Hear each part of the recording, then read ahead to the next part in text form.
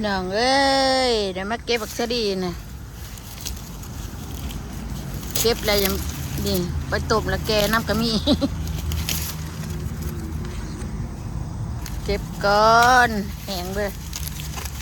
บักสะลอยเนี่ยพี่น้องเก็บบักสะลอยจะเอาไว้เอาแนวเลย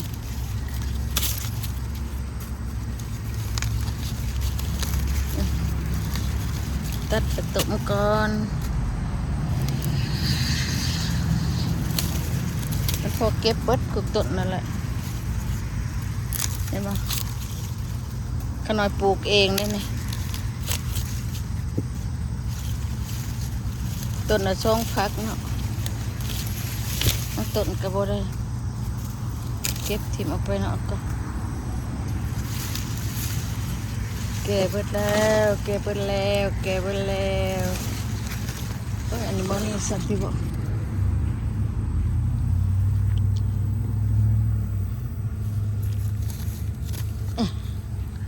หาเก็บก่อน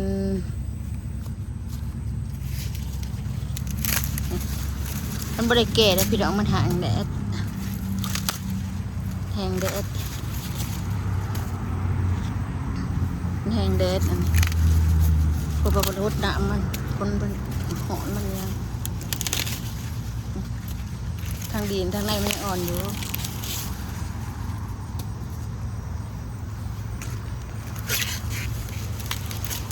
พักหน่อยพักใหญ่เลยโอเค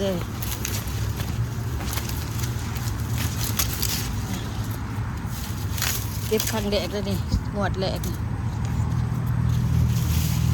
มันนั่นอยากสิตดลำมาแล้วพี่น้องเอ้ยเก็บบักสะลอยน้ำกันกองมือก็เก็บอันนั้นดอกเก็บเอาพอต้มทีนึงก็พอตัวนี้บ่มีว่ะนี่มีต้นมีหน่อยเดียวว่ะนี่มีพักเดียวหน่อยใหญ่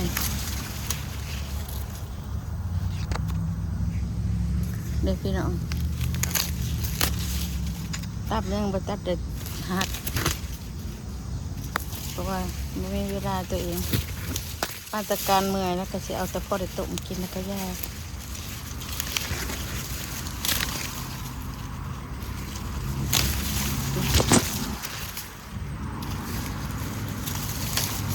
เห็นแต่ต้นบักเชอรี่เต็มมุมแล้วพี่น้อง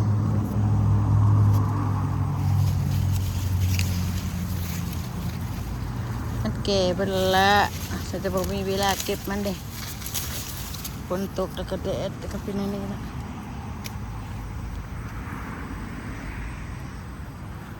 ฝนตกป่าแล้วก็แดด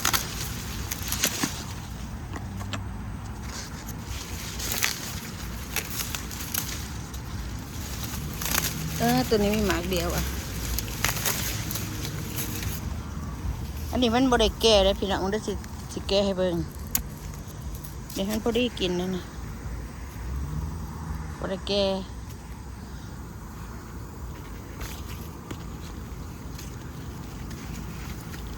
หน่วยหน่อยหน่วยใหญ่ก็ได้แต่ดังต้นก็มีหมากเดียวดังต้นก็มีสองหมากเอ้ยแดดดีๆเรามันเนี่ยนะพี่น้องแถวมันโกกันลมมันแห้งเป็นจังได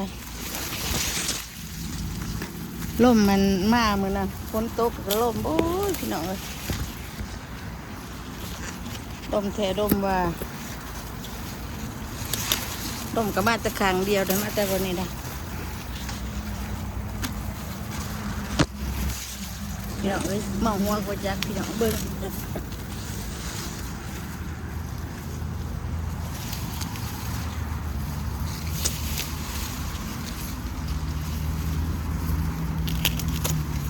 ฝนตกมันก็แหลดอะไรจะสิมาตัดลำมันพี่น้องเอาหน่วยมันออกก่อน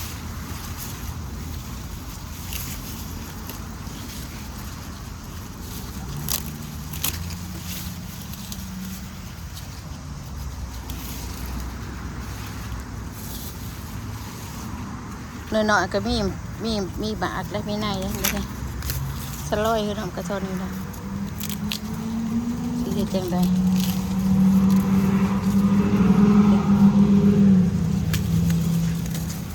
หน่อยก็มีในหน่อยใหญ่ก็มีในหน่อยสิหาเก็บเอาแต่หมากตัวมันแก่ๆก่อนนี่เด้คือสิได้เลยพี่น้องมันแก่แล้วมันแห้งแดดหน่อยก็มีในอยู่เบิ่งดูนี่คือกันเนาะแก่ๆนี่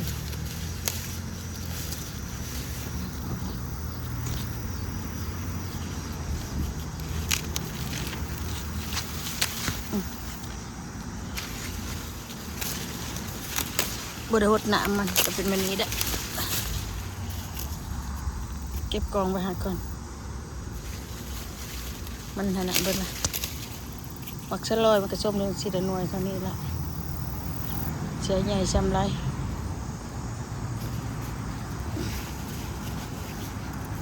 แถวนี้แกน้ำมาเด็กพักใหญ่พักหน่อยเป็นอีกพักใหญ่ชมตั้มชมต้นมันต้นหน่อยกับพักหน่อยต้นใหญ่กับพักใหญ่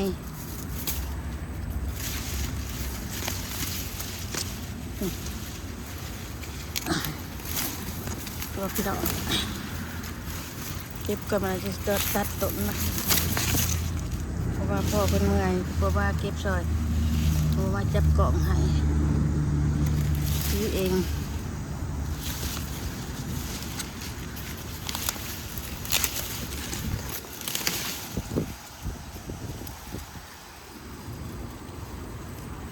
ทางในบริเก็บแต่ทางนอกก็ซื้อ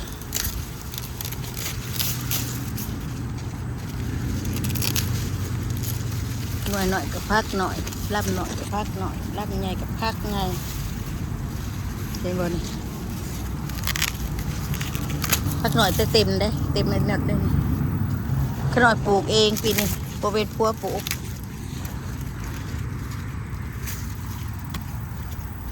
เป็นมาปลูกเด้ปีนี้เป็นปลูกซอยกับปลูกเองโอ้มันแก่เบิดกุตุนนั่นแหละพี่น้องเห็นก็แก่เบิดกุตุนนั่นนี่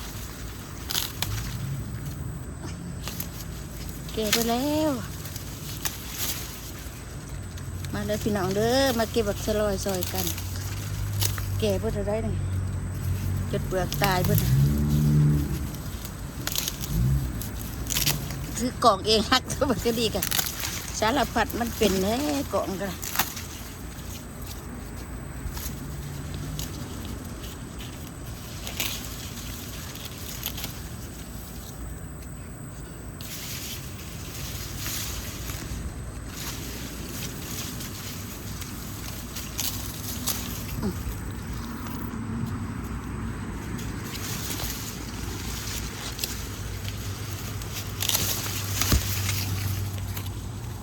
มันบดแดันดอกอันนี้ยังเปียกอยู่ข้างในมันชุ่มผมเป็นว่ามันแก่แล้วบ่แก่แล้ว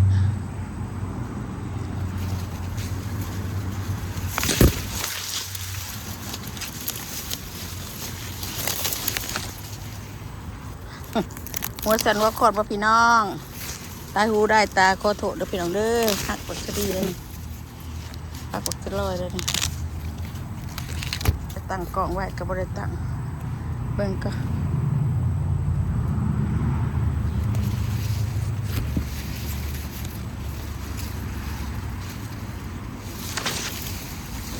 ข้างในมันก็เก๋ไปเลยละเนาะเห็นไหมเก๋ไปแล้วเก๋ไปแล้วหน่อยๆนี่เนี่ยก็เก๋ขึ้นกันเอาไปพอได้โต๊ะหม้อหนึ่งก็พอละเมื่อกี้นี่แกไปแล้วนี่แกไปละ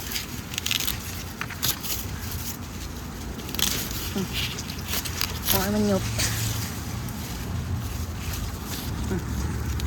พอไปแล้ว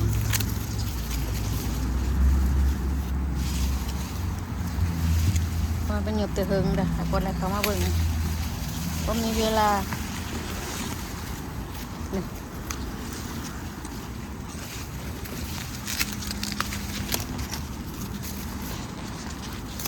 พักไปพอได้ต้มหม้อหนึ่งก็พอก่อน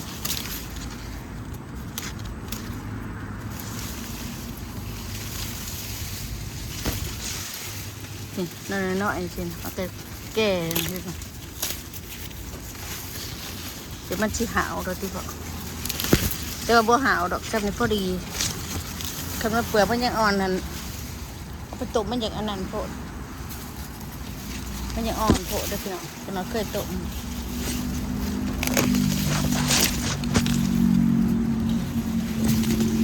ได้เติบเลยหน้าพี่น้อง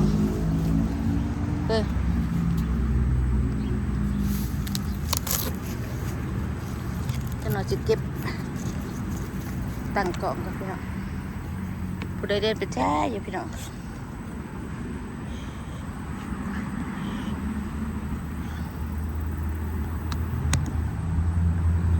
เดินเป็นแถวมีแต่บักชาดีบักชาลอย